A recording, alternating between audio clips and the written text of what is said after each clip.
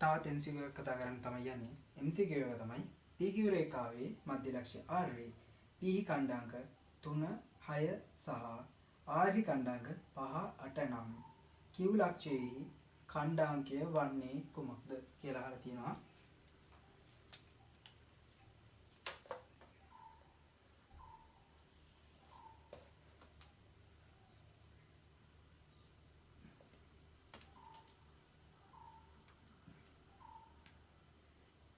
රේඛාව තමයි PQ. ඒකේ මධ්‍ය ලක්ෂ්‍ය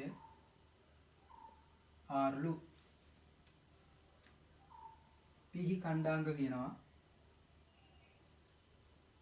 3යි 6යි ලු. R ගේ කණ්ඩාංක කියනවා 5යි 8යි ලු. මෙන්න මේ Q ගේ කණ්ඩාංක දෙක හොයන්න කියලා කියනවා. අපිට කියලා තියෙනවා රේඛාවේ මධ්‍ය ලක්ෂ්‍ය R කියලා.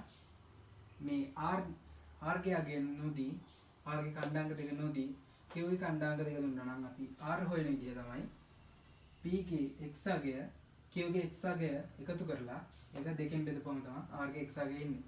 අන්න ඒ විදිහට තමයි මෙන්න මේ මධ්‍ය ලක්ෂයක කණ්ඩාංක හොයන්නේ. එතකොට දැන් අපිට මධ්‍ය ලක්ෂයක කණ්ඩාංක දීලා දිනවා. අනිත් ලක්ෂයක කණ්ඩාංකය තමයි හොයන්න කියන්නේ. එතකොට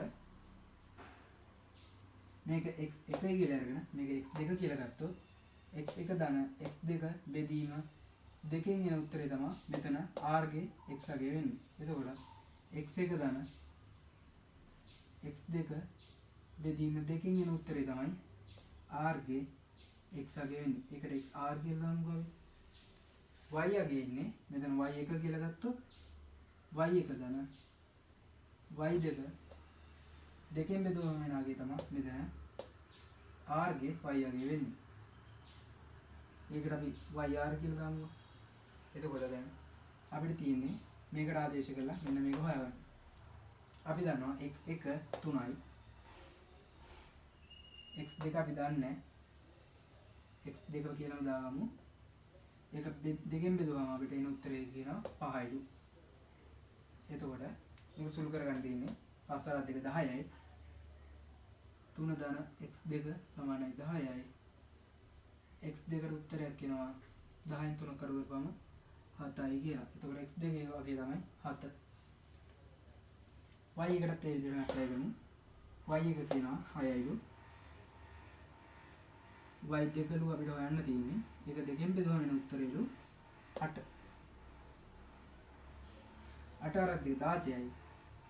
එතකොට 6 ධන y2 සමානයි 16යි.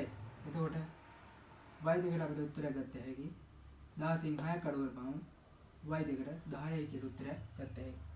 එතකොට Q ලක්ෂයට 7යි 10යි කියලා උත්තරයක් ගන්න පුළුවන්.